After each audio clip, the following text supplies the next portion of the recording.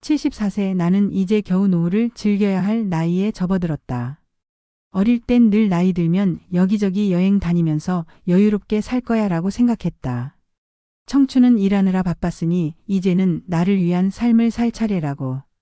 하지만 현실은 생각과 많이 달랐다. 친구들은 하나둘 세상을 떠났고 남은 친구들도 몸이 성치 않거나 손주를 돌보느라 바빴다. 나 혼자 여행을 가기엔 용기도 부족했고 체력도 예전 같지 않았다. 서울에서 태어나 줄곧 이곳에서 살아왔다. 아내와는 12년 전에 사별했고 딸과 아들은 결혼 후 각자의 가정을 꾸려 해외로 떠났다. 딸은 캐나다에서 아들은 호주에서 살고 있다. 처음엔 자주 영상통화라도 했지만 손주들이 생기면서 연락은 점점 뜸해졌다.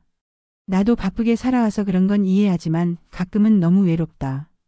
하루 일과는 단순하다. 아침 6시쯤 일어나 동네 공원을 한 바퀴 돈다. 여기서 만나는 노인들이 몇 있는데 얼굴만 알 뿐 딱히 친한 사이는 아니다.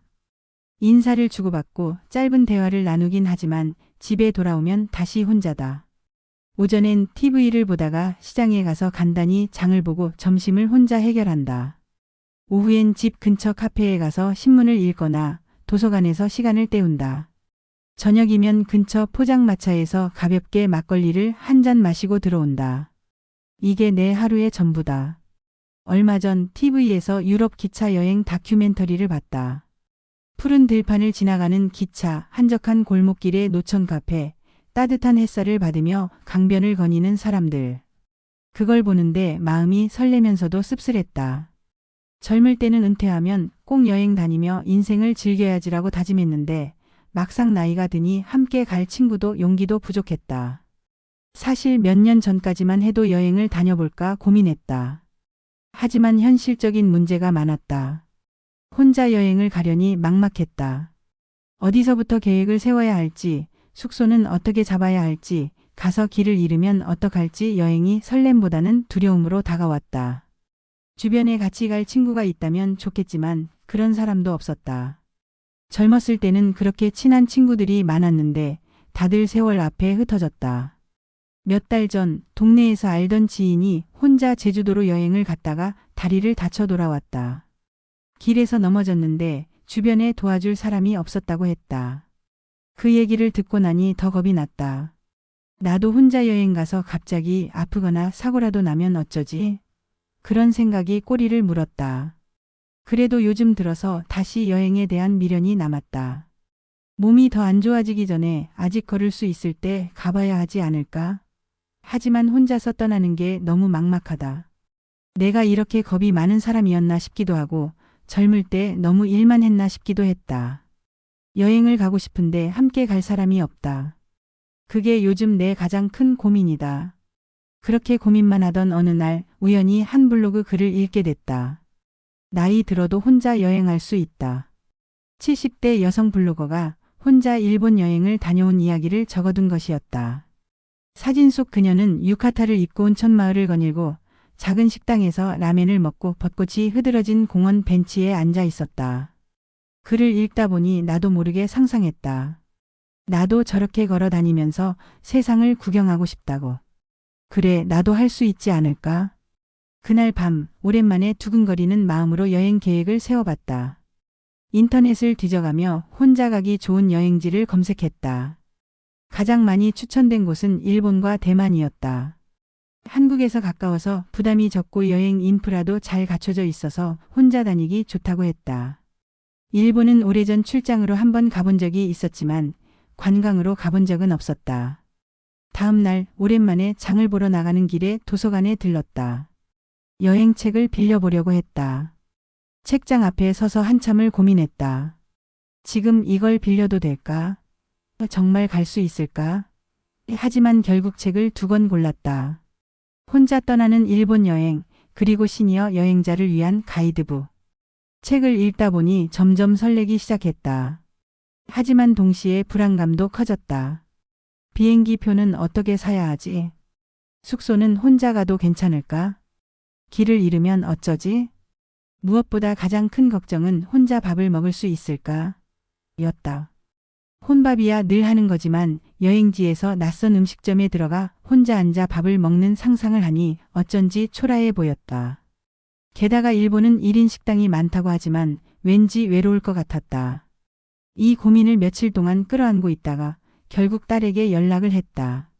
너 이번 여름에 한국에 안 오니? 딸은 바빴다.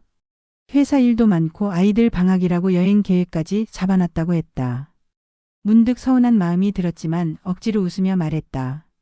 그래, 엄마도 여행이나 다녀올까 생각 중이야. 엄마가 여행을? 누구랑? 혼자. 딸은 한동안 조용하더니 예상했던 반응을 보였다. 엄마 괜찮겠어? 혼자 가면 힘들 텐데. 괜찮아. 나도 할 수 있지 않겠니? 어디로 갈 건데? 일본. 딸은 한숨을 쉬었다. 엄마 혼자 가서 뭘 하려고? 그냥 국내 여행부터 해보는 게 어때? 그 말에 갑자기 주눅이 들었다. 그래, 나한테 너무 큰 꿈이었나? 일본은 너무 먼가? 그렇게 며칠을 망설이다가 우선 작은 목표를 세우기로 했다. 국내 여행부터 해보는 것.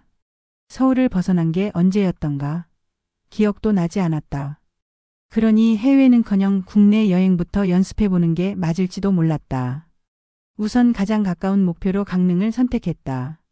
바닷바람을 쐬고 싶었다. 기차를 타고 가면 한두 시간이면 도착할 거리였다. 기차표를 예매하는데도 한참을 망설였다. 혼자 가는 게 맞을까? 이걸 진짜 할 수 있을까? 몇 번이고 취소 버튼을 눌렀다. 하지만 결국 예매를 마쳤다. 출발일은 일주일 뒤였다. 그날 밤 침대에 누워서 가만히 생각했다. 나는 왜 이렇게까지 겁이 많을까? 젊었을 때는 혼자서도 잘 살았는데 왜 이젠 이렇게까지 작아졌을까? 노인이 된다는 건 익숙한 것들을 하나씩 포기해가는 과정인지도 모른다. 일, 친구, 체력, 심지어 용기까지. 하지만 나는 포기하고 싶지 않았다. 지금이라도 뭔가를 시작하고 싶었다. 여행을 떠나기 전날 문득 거울을 봤다. 흰머리가 부쩍 늘어 있었다. 하지만 내 얼굴에는 오랜만에 작은 기대감이 서려 있었다. 그래, 가보자. 그렇게 나는 여행을 떠났다. 기차가 출발했다. 창밖으로 빠르게 스쳐가는 풍경을 바라보며 나는 오랜만에 혼자서 어디론가 떠난다는 사실을 실감했다. 20대엔 혼자서도 잘 돌아다녔다. 취직하던 해 첫 월급을 받고 홀로 부산 여행을 다녀온 적도 있었다. 그러나 지금은 그때와 달랐다. 기차에서 내려 제대로 길을 찾을 수 있을까? 맛집을 가면 사람들이 다 나를 쳐다보진 않을까? 불필요한 걱정이 머릿속을 가득 채웠다. 강릉에 도착하니 시원한 바닷바람이 먼저 반겨주었다. 짐을 숙소에 맡기고 바로 경포대로 향했다. 바다를 바라보며 벤치에 앉아 있으니 잠시나마 마음이 평온해졌다. 파도가 철썩이는 소리를 듣고 아이들이 모래성을 쌓는 모습을 보고 있자니 마치 다른 세상에 온 것 같았다. 그런데 갑자기 이상한 감정이 밀려왔다. 외로움. 바다는 여전히 아름다웠지만 왠지 허전했다. 혼자 여행 온 사람도 있겠지만 대부분은 친구끼리, 가족끼리, 연인끼리 함께였다. 나는 벤치에 앉아 할 일 없이 바다만 바라보고 있었다. 휴대폰을 꺼내 딸에게 메시지를 보낼까 하다가 인에 넣었다. 괜히 외롭다는 말을 했다가 그러니까 혼자 가지 말라고 했잖아라는 대답을 들을 것 같았다. 혼자서 밥을 먹을 생각을 하니 더 걱정이 됐다. 하지만 피할 수 없었다. 강릉에 왔으니 초당두부를 먹어야 한다고 생각했고 미리 검색해둔 식당으로 향했다. 점심시간이라 사람이 많았다. 대부분이 단체 손님이었고 나처럼 혼자 온 사람은 보이지 않았다. 종업원이 다가와 몇 명이냐고 묻자 나는 작은 목소리로 한 명이요. 라고 말했다. 잠시 머뭇거리던 종업원이 2인용 테이블로 안내했다. 주변 사람들의 시선이 신경 쓰였다. 착각일 수도 있지만 마치 저 노인은 왜 혼자 밥을 먹고 있지? 하는 눈빛 같았다. 주문한 두부 정식이 나오자 천천히 숟가락을 들었다. 따뜻한 두부를 입에 넣는 순간 생각보다 맛있었다. 문득 이게 뭐가 어려웠을까 하는 생각이 들었다. 그러나 문제는 저녁이었다. 낮에는 사람도 많고 활동도 하니 덜 외로웠지만 해가 지고 나니 허전함이 더 깊어졌다. 숙소 근처에서 막걸리를 한잔하려 했지만 혼자 술집에 들어가는 건 차마 용기가 나지 않았다. 결국 편의점에서 캔맥주 하나를 사서 숙소로 돌아왔다. 숙소 테이블에 혼자 앉아 캔맥주를 따는데 갑자기 서글픈 감정이 밀려왔다. 내가 이렇게까지 해서 여행을 와야 했나? 역시 혼자 하는 여행은 너무 쓸쓸한 걸까? 그렇게 밤이 깊어갔다. 강릉에서의 첫날은 솔직히 외로웠다. 하지만 다음날 아침 나는 다시 바닷가로 향했다.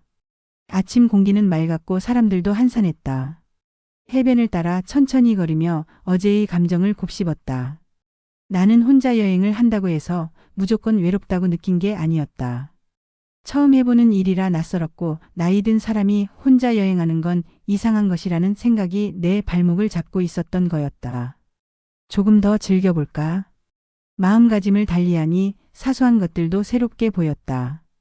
바다 위로 갈매기가 날아오르고 근처 카페에서 커피를 마시며 책을 읽었다. 혼자 하는 여행이 익숙하지 않아서 외로운 것이지 그 자체가 나쁜 것은 아니었다. 그러다 우연히 한 노부부와 이야기를 나누게 됐다. 해변에서 사진을 찍고 있던 그들은 나에게 사진 한 장을 찍어달라고 부탁했다. 찍어주고 나니 할아버지가 내게 물었다. 혼자 여행 오셨어요? 나는 웃으며 고개를 끄덕였다. 그러자 할머니가 미소를 지으며 말했다. 우리도 몇 년 전까지만 해도 여행은 친구들이랑만 갔어요. 그런데 친구들이 점점 줄어드니까 이젠 우리 둘이 다녀요. 그래도 여행은 포기하지 않으려고요. 그 말이 이상하게 마음에 와닿았다. 혼자라고 해서 여행을 포기해야 하는 건 아니었다. 단지 방법을 찾으면 되는 거였다. 여행을 즐기는 방법도 나이에 맞게, 나에게 맞게 바꿔가면 되는 것이었다. 강릉에서 돌아온 후 나는 바로 다음 여행을 계획했다. 이번에는 단체 여행 프로그램을 알아봤다. 혼자 가는 게 익숙하지 않다면 혼자 여행하는 사람들과 함께하면 되지 않을까? 노년층을 위한 패키지 여행도 많았고 혼자 신청해도 어울릴 수 있는 소규모 여행 그룹도 있었다. 며칠 후 나는 일본 오사카로 떠나는 3박 4일 단체 여행을 예약했다. 처음처럼 걱정도 많았지만 이번엔 기대도 컸다. 낯선 사람들과 어울릴 수 있을까? 잘 따라갈 수 있을까? 하지만 강릉에서의 경험 덕분에 이제는 겁만 내지 않았다. 출발 하루 전 딸에게 전화를 걸었다. 엄마 이번엔 어디 가려고? 일본. 정말? 누구랑 가? 단체 여행으로. 혼자지만 같이 가는 사람들이 있을 거야. 딸이 웃으며 말했다. 엄마 멋진데?